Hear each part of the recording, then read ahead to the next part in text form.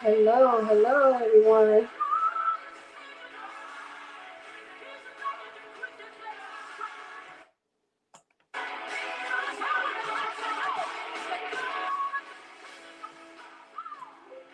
Hello, hello. I am on StreamYard. This is a new device that I'm using on, so I hope you guys can hear me well. If you can't, please let me know.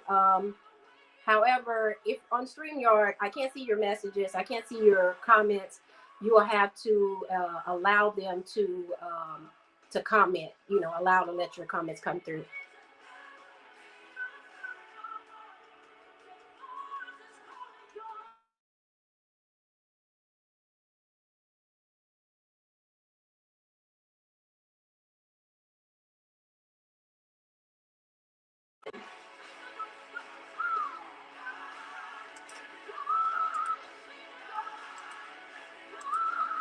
I'm going to go ahead and get started. So today we are talking about, let me try this now. Today we are talking about restorations. Is restoration for me? That is today's topic. Is restoration for me?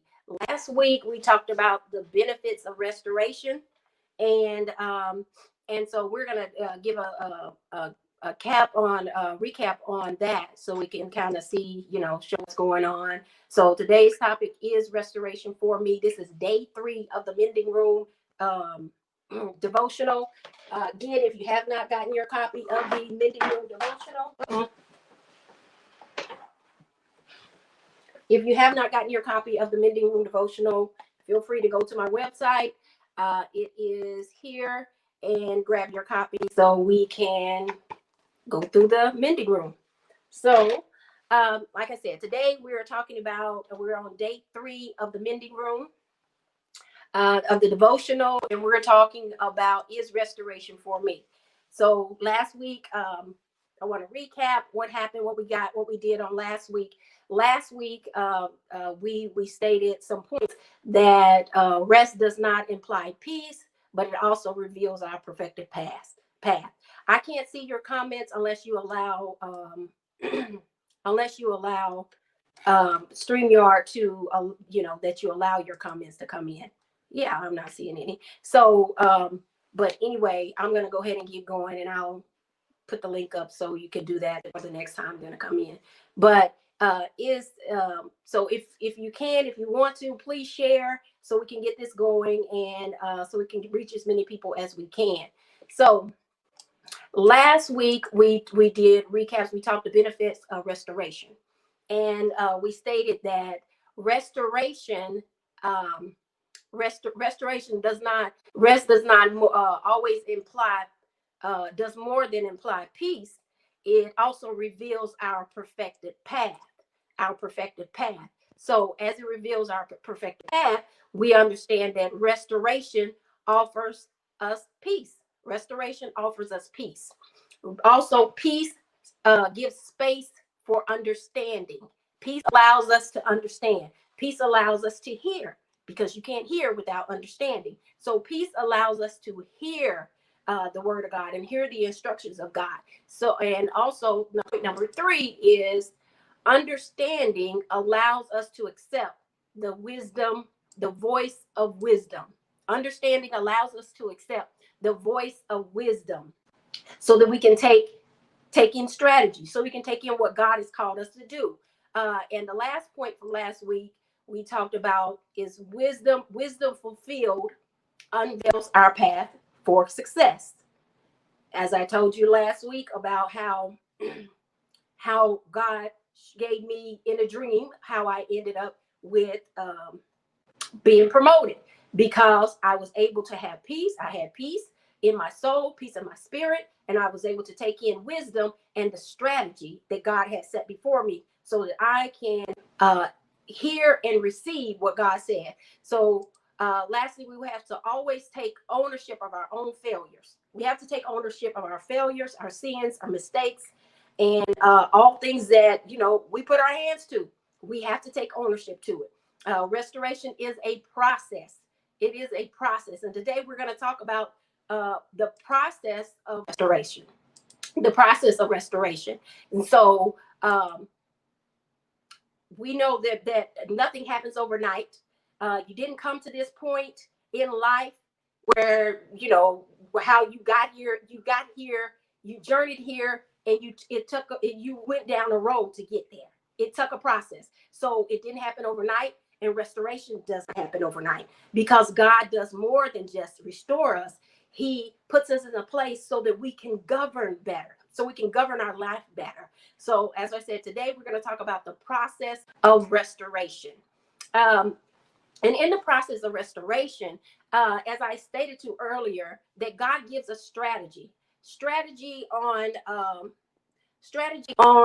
how we are to maneuver through life, how we maneuver through life. Strategy is important for us to go through inner healing. We can't go through inner healing if we can't hear the voice of God. We can't receive the voice of wisdom, because we're led by our pain.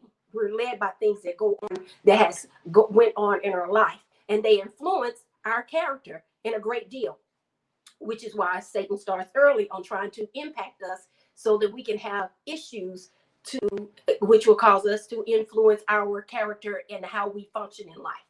So God gives the best strategies. He does not only give us, not only does he lead us out, but he gives us understanding of the why, how, and the what. He gives us understanding. It's important for us to know why we are here. It's important for us to know how we got here. So why are we here? How has this affected my purpose? That's what he wants us to know. How has the situation that we've been in, how has it affected our purpose? And what has kept us circling the mountain? What has kept us circling the mountain? Why are we in a place that we continue to do the same things over again? And why do we stay here? Why are we here? If we know it's not functioning, we're not experiencing um, uh, good things from it. So why are we here? It's not benefiting us. So why do we stay in this place? So that's the purpose. What I want to talk about. I want to explain the purpose of the devotional. It's to the purpose of the devotional. It gives us a daily devotional opens up the door for us to meditate and have reflection time with God.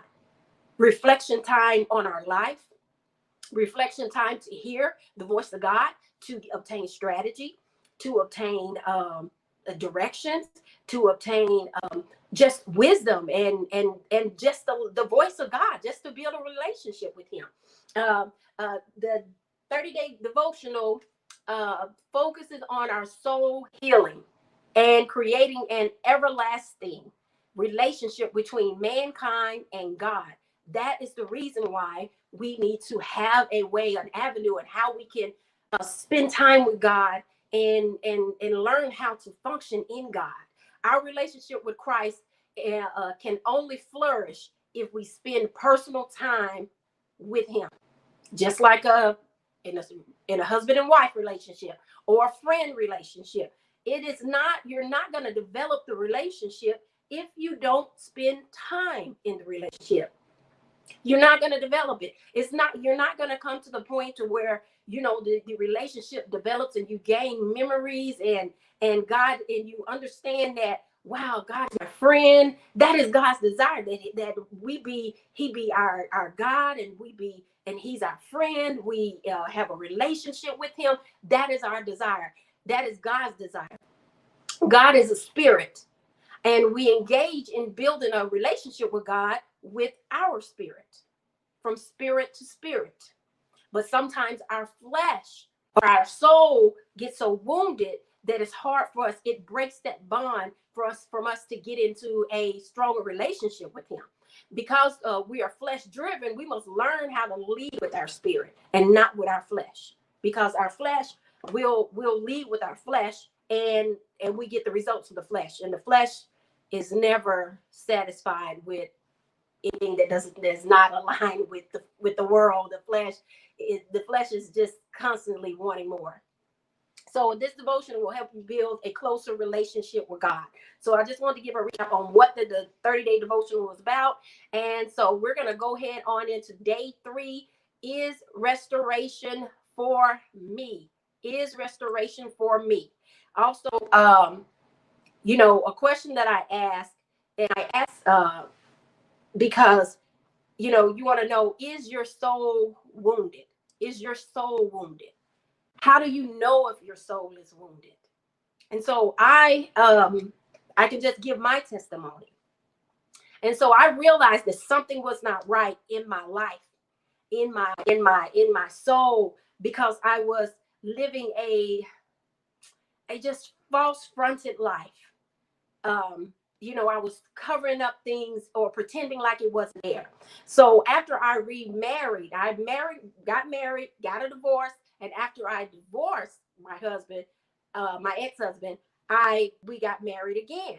And I was like, well, let me give it another try, because I was just like, this is just not going to work, but let me give it a try. And so and I was like, let me give it another try, because I didn't give it enough time. So I got married again and we divorced again. And I acknowledged that there was something going on in my mindset. Something in my mindset that was like, something is just not right with me. And so I was miserable on the inside. I was filled with sorrow and grief. I was bitter, offended, full of anger, and I just had loaded with a good dose of pride, a real good dose of pride, just loaded with pride. And I had to look in the mirror, and I just said, I saw someone else. It was like God allowed me to see within my spirit, within my soul, that I was wounded. I was wounded. I was dressing it up. I was dressing up just to look the part on the outside. I wanted to look the part on the outside, but I wanted to keep going. But that was my way of saying, I'm trying to move forward. I'm trying to move forward. And in trying to move forward, we try to dress things up. And that's what I was doing. So when I got a divorce, the first time when I got a divorce, I was saying, God, I'm trying to move, I'm trying to do things, and I want to get my life back on track. And so I did that. And I ended up 2 weeks before I got a divorce, I was buying a home, and I got the home right after I got the divorce. 2 weeks later, I signed on the papers, and my realtor said, let's wait, don't sign on the papers until you finalize your divorce. I said, okay, that makes sense. So I did that. And after I got in my home, it was still this feeling of, okay, I'm still carrying sorrow. I'm still carrying. It was like it was a blanket of it. So many times we spend times and we dress things up. Like, I'll go buy something new. I'll go buy some new clothes. I'll go buy I'll go buy some new clothes. I'll go buy a new furniture, a new car. I'm buying all these things because I'm trying to make myself feel happy. I'm trying to have joy within, trying to have joy on the inside. But once I got those things, and even though I have moved in my new home, and God has blessed me, and the spirit of sorrow was still there. The spirit of sorrow was still there. And so I said, God, something is not right here.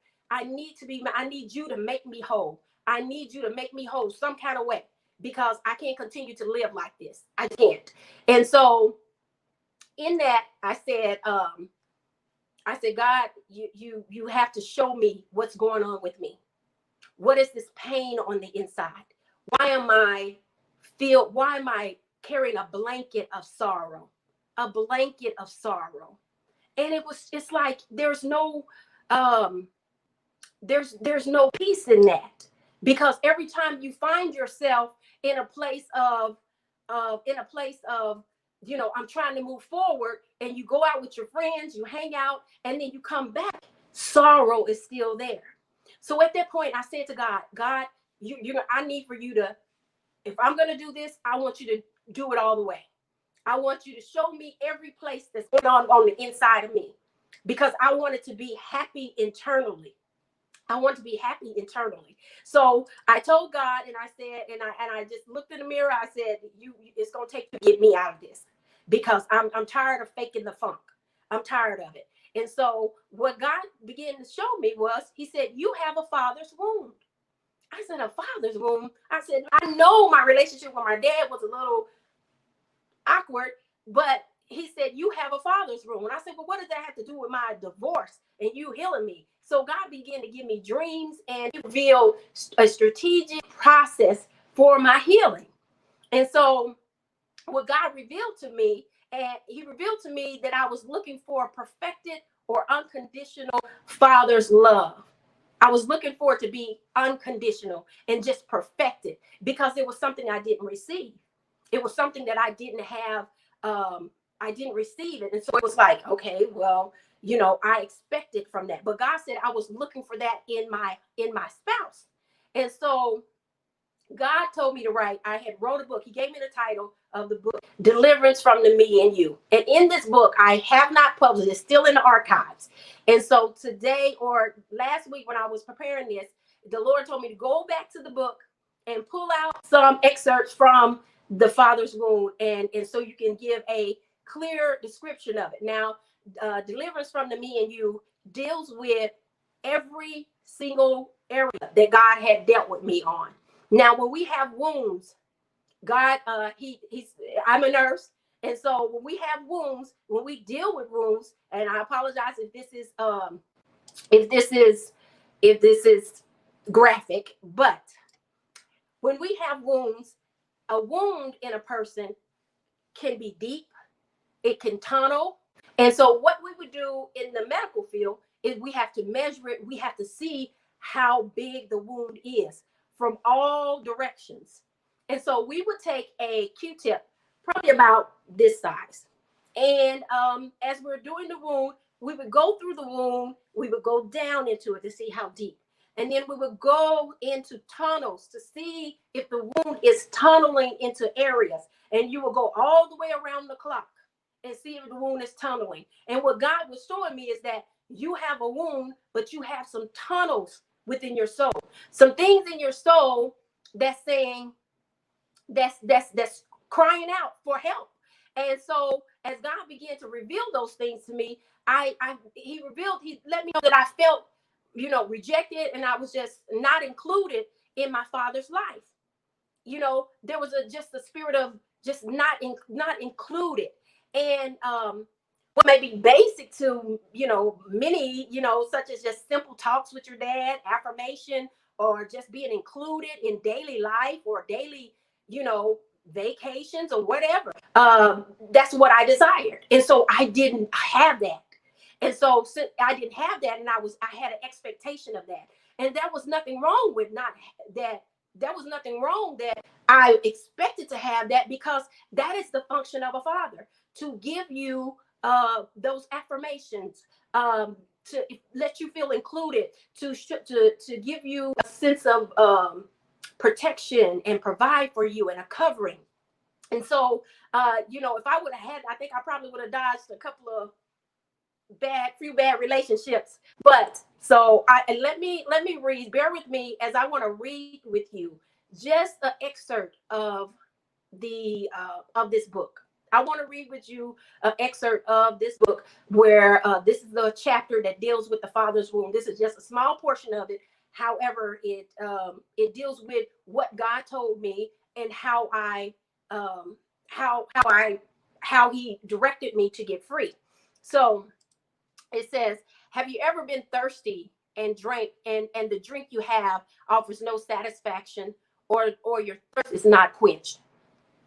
God revealed that it became a demand for me that I receive perfect fatherly love.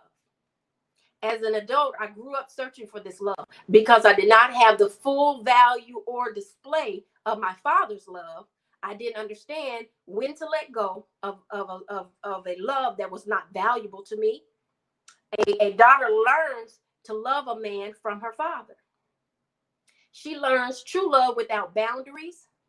And when she sees something that other than what her father displayed, she understands it's time to retreat. It's time to retreat. She's not trying to force a relationship to work because she desires it to happen. She has already lived and embraced unconditional love with her dad. I dishonored my dad, and I wouldn't let him. I would not allow him to walk me down the aisle in the wedding. I felt like he didn't deserve it. It was not my place to judge my father's actions. That's what the Lord revealed. It was not my place to judge my father's actions. We don't understand every person's reason for their life decision. This is what God told me. We don't understand every person's reasons for their life decisions at the time they made them. At the time they made them, nor do they know the ramifications that may come from the decisions until later, whether good or bad. The only thing we have control over is the decisions we make in response to their choices. Now, that was a hard pill for me to swallow, because I felt like I was expecting it. I was supposed to have this. So I forgave my dad, and I regretted the decision that I made to resist him. Instead of demanding he expressed how wrong he was, I understood through God that was not my place to judge my father's love toward me, but to honor him only. The Lord revealed a part of my inner me that needed internal healing. And so that was a process. That's a small excerpt of the book that I wrote. And that was a small excerpt of the book that I wrote. And God said, you know, I want to deal with that wound. And God allowed me to walk through that process and get understanding, so that I can realize that I cannot change the way another person lives. I cannot change the decision that someone else makes. If they make a decision and that's their decision, that's their truth. However, you cannot function out of revenge. I was functioning out of revenge. And if you function out of revenge, that is a key indication that you're functioning, that your soul is wounded, that there's some pain, because revenge says, I need to get you back. I need to show you that you wronged me. I need to show you that that you need to come back and apologize to me.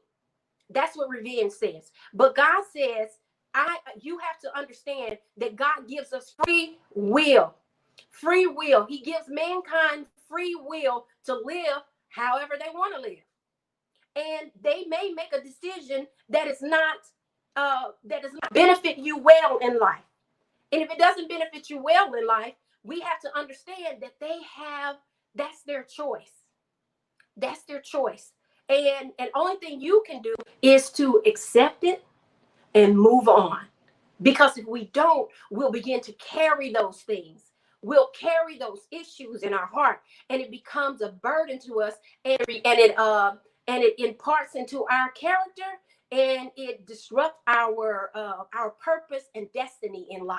So God said that He would use everything in my life, every part of the pain in my life, and He will turn it for His good. And that's what He did. And almost in every chapter, and however God delivered me and healed me, God began to give me fruit from it. I began to bear fruit because He would prune the areas. He went into that tunnel area that I had tunneled. I had a wound, and He tunneled it. And in order for a wound to heal, you can't just put a Band-Aid on top of it. We put Band-Aids on top of our wounds. And when we put Band-Aids on top of them, the Band-Aids look pretty. You can get designer Band-Aids. You can get all different colors. But on the inside, there's a hole in there. There's a hole on the inside. And if there's a hole on the inside, that tells us that God needs to heal. There's a wound there. And if that wound tunnels, and sometimes we have tunneling wounds, and God has to go in, and we have to pack that wound. We have to pack that wound with medicated gauze.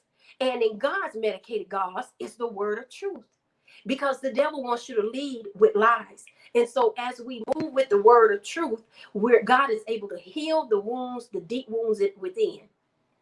And as God gave me these books, he when I was writing this book, God told me to finish writing this book I finished it in 2008 around January. And He said, you need to finish it. You need to finish the book. And so I finished the book, and I said, why do I need to hurry up and finish it? I'm really not in the trying to get it published right now.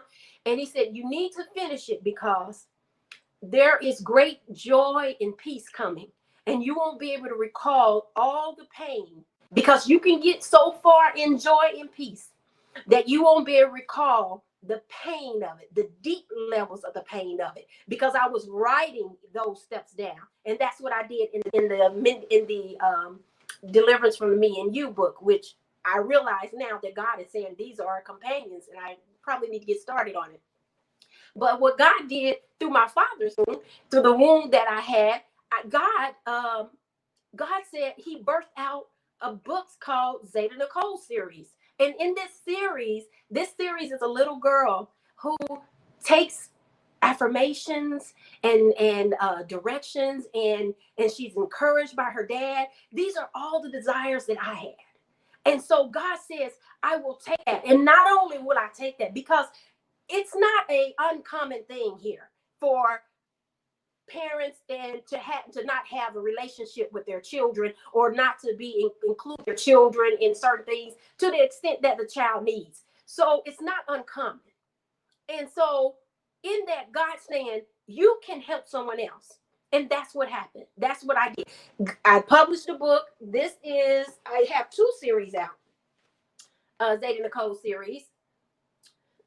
This is on the right. Oh, this is wrong. 2 series out. And you get these on my website also. And these books the one first is called Beauty Comes in Shades of Me, deals with her skin complexion. Nothing like a dad to tell his daughter that you are absolutely beautiful. I mean, how many daughters wants to hear their dad saying, you're beautiful? Look at my daughter. You're so pretty. That's what little girls want.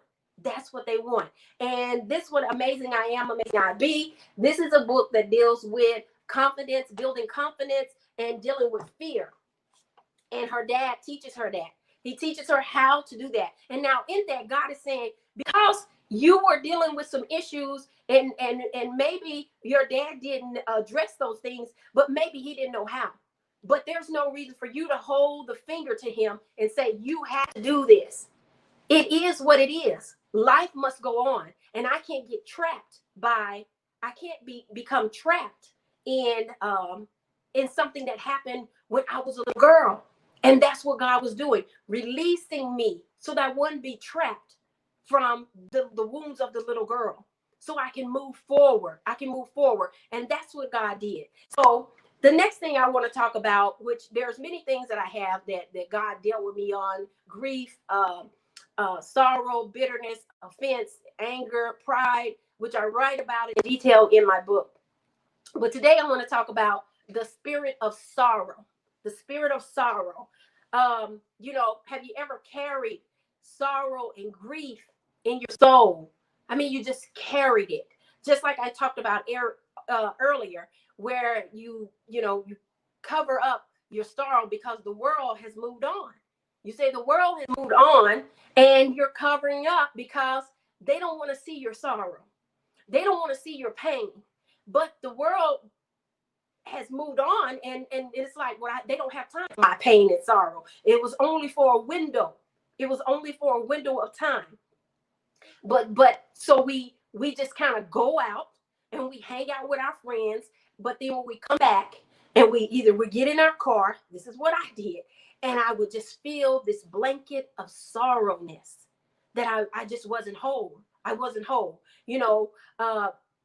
I had, like I said, a testimony how I told about getting a new home, buying new stuff, new clothes, getting a new hairdo, buying clothes, furniture, cars, and just constantly trying to search for that happiness, because at the end of the day, when you buy it, you still back to the same thing.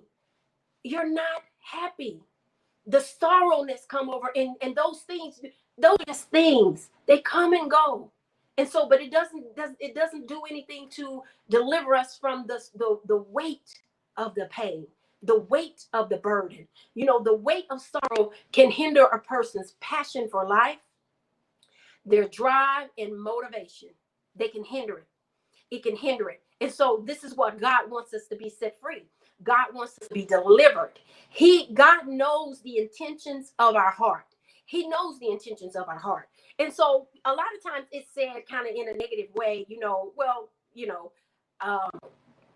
God, you know the intentions of my heart. You know the wickedness. God knows the wicked heart. He's going to deal with this because he knows your heart. But, on Psalms 44 and 21 says, would not God search this out? For he knows the secrets of the heart. And like I said, this is taken sometimes as always about the wicked part. But yes, he knows what's the wickedness of our heart, but he also knows the factors that influences our behaviors. He knows that we're dealing with some issues in our heart. He knows that we reflect certain things, and it becomes that way because of our soul is wounded. And so God is so full of grace and mercy that even though our soul is wounded, he's saying, I know the area that's causing you pain. I know where you're hurting at. If you would allow me to go into that heart in your soul and deal with that area. Because he's saying that. He's saying he knows the intentions of your heart. And God knows Satan's intention is to destroy us. There is no person on this earth that the devil has not tried to kill, steal from, or destroy. Not one person. That is his mission. That is his drive. That is his purpose. To kill, steal, and destroy as many as he can on the earth. That is his mission. So God knows it. And when I say that God knows the intentions of our heart, he knows that he knew that the way I was functioning was out of a wound. And so my intentions was to cause pain, to inflict vengeance. But God says, I want to turn that around. I don't want you to inflict vengeance. I want you to love and have peace of mind, so that you can have passion for life. You can have drive and motivation to pursue the goals and the destiny within your purpose in this life, in your life. That is God's plan. That was God's plan. And so instead of looking, and one thing we have to do is looking at other people through the eyes of self-righteousness, we should look through the lens of God's compassion and grace toward one another. I say this because I know what it feels like. I know what it feels like to be full of pain and full of deep hurt. And if you're full of deep hurt and pain, you maneuver through life differently. You don't maneuver through life in the same way, because you're influenced by your character, by what's in your soul, and your character it shows out. And so people are like, oh, she's just so mean. One day she happy, next day she just he is just, you say one thing, he just goes off the handle, because there's something in that person's soul. And that's why we have to be compassionate toward one another and understand that it takes God to get them out. I know I was in a sunken place, and it took God to get me out of the sunken place. If you ever been delivered from sorrow and prolonged grief and bitterness of heart, or offense, you'll understand God's grace and his mercy, and how that if it wasn't for the grace in your life that God gave, his grace, you would still be in the sunken place, still be there. But God, he says, I give you strategy. So in John 16 and 13 says, however, when the Holy Spirit of truth, the Spirit of truth has come, he will guide you in all truth.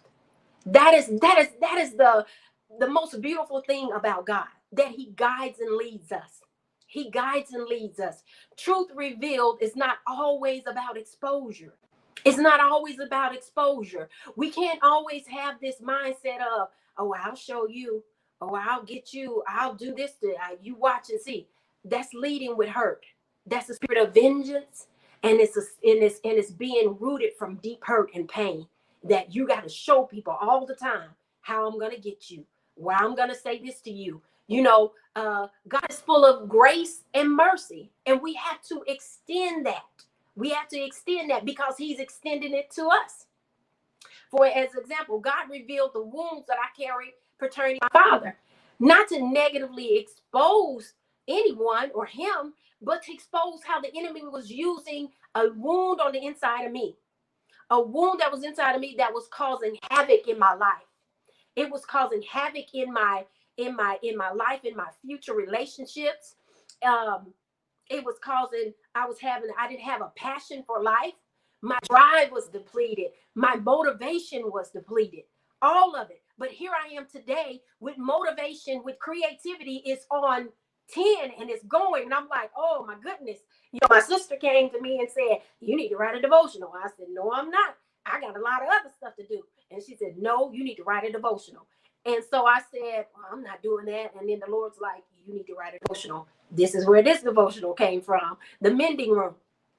And as I said, it kind of goes with the other book that I have to publish. So God mended the wounds because the intentions of my heart was causing me to lead with a lie. Have you ever led with a lie? Or do you know if you're leading with a lie? Have you ever led with a lie, or do you know if you're leading with the lie? When you're leading with the lie, there's no peace, because you have to prove something. You have to constantly prove to people, no, this is not me. This is not me. Why don't you peace be still? Because if it's God, and if you're operating in peace, peace will exude in your presence. Peace would exude in your around you and the people that you hang around with. So we have to lead with peace and not lead with a lie. So you understand, take a closer look at yourself and see, am I leading what I say is peace, or is this just chaos? Is this chaos? Is the results of what I have going on, is it chaotic, or am I causing havoc? Is the enemy causing havoc in me? That tells you there's a wound in your soul. Your soul is likely wounded. I was leading with a search for something or someone because I needed a void to be filled. But God says, I am here to be a father to the fatherless, a husband to the husbandless, all of those things. He's here to be and do all of those things in our life and be a blessing to us, but we have to allow him. We have to allow God to reveal your truth. Just as he revealed my inner me issues, you have to allow God, give him a chance, allow him. You're putting that Band-Aid on, but that Band-Aid is covering up a deep wound, and you keep changing it because it's getting soiled on the outside, and you cover it up, but then once it comes out, you know the wound, if a tunnel wound is not dealt with, it'll keep tunneling. It'll get deeper and deeper and deeper. And so it takes longer time to heal. That's why I say the process of restoration. Restoration is a process.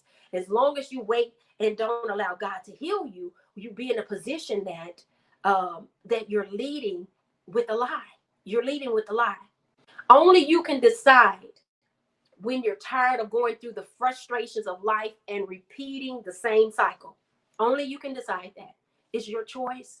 It's your choice. God is not a tyrant. He does not make us live for him.